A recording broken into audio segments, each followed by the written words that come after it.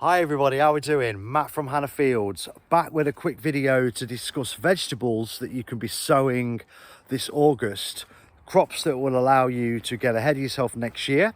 So things that you can be overwintering, and also things you can be sowing to take advantage of harvests as we get into sort of early autumn, and things that will keep you going over the winter period.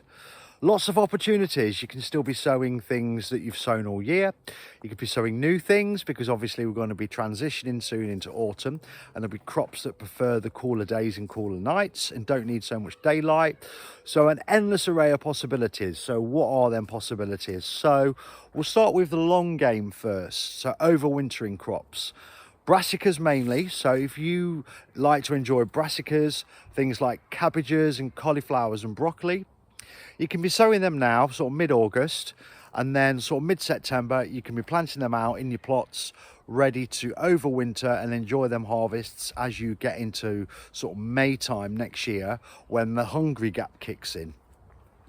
Make sure though that the varieties that you're sowing are suitable for overwintering and are suitable for a spring harvest.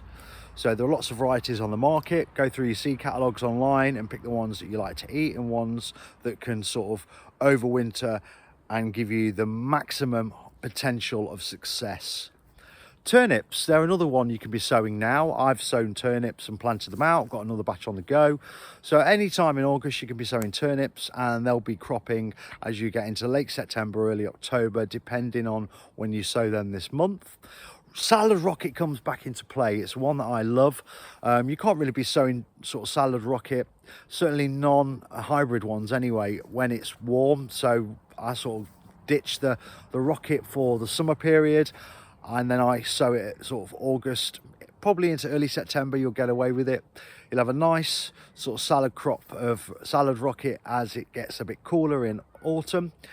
It will tickle along over the winter, and it will crop again heavily when it sort of gets to February, March next year before it flowers in April. So salad rocket's another good one. Things like rainbow chard, you know, they germinate and grow so quickly. So you could be sowing your rainbow chard now to be getting them in your plots in September, and that'll give you an autumn harvest. And similar to the rocket, it will sort of chug away over sort of the winter period, and it will grow again as we get into sort of February. And again, that also sort of tends to flower around sort of April time.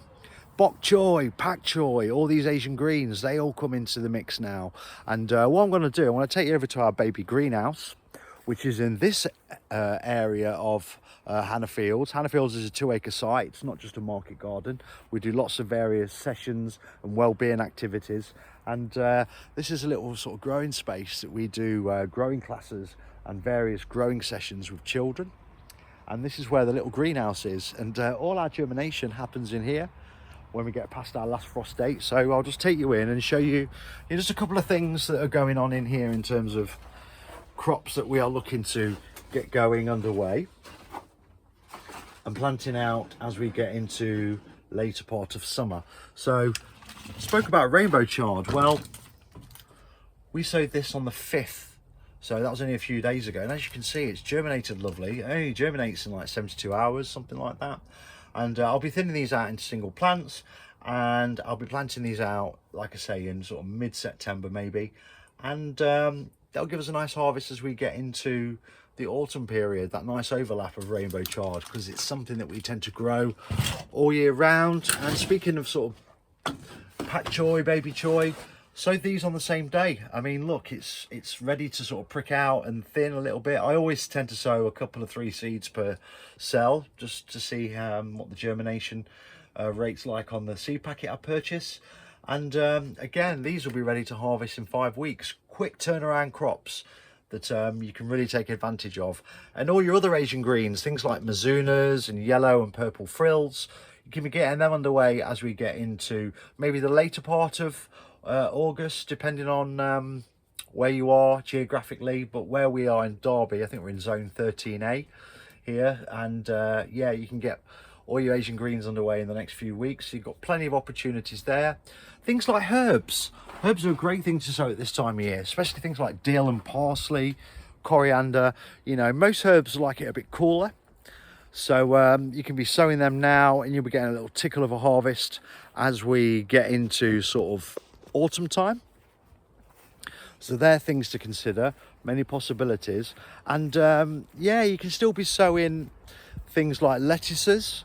You know, you can get a nice overlap of lettuce. So if you be sowing your lettuces now, you'll be getting them, you know, maybe in sort of 5-6 weeks time, you know, especially the outer leaves one, what you pick, as opposed to whole lettuces. You know, so I would probably recommend sowing lettuces that don't heart up, ones that you can sort of pull the outer leaves and continue to let them crop. So lettuces are a great possibility, and there are so many wonderful varieties out there. Lettuces. I'm a bit of a lettuce geek as well as a tomato geek, and I always find new ones to try each year, and I'd encourage you guys to do the same. So lettuces are a good one. And anything in general that's sort of leafy, you could be sowing your spinach now. That's another good one to be sowing. Anytime in August, even into early September, you could be sowing spinach. True spinach I'm talking about, as opposed to perpetual spinach. And that will give you a nice sort of autumn harvest. And again, that will chug along through the winter. It survives winter quite well, does true spinach.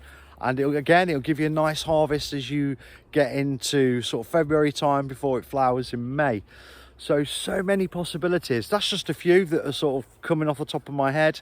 All them things I've spoke about, particularly Asian greens, pak choys, they're the things I concentrate on at this time of year in order to get that crossover and sort of overlap of crops as we get into autumn. I mean, you can even sow indoors if you've got things like polytunnels. You can be sowing carrots still at this time of year to have, you know, sort of small sort of chantilly carrots. As you get into sort of winter, you'll have some nice baby sort of 3-4 inch carrots.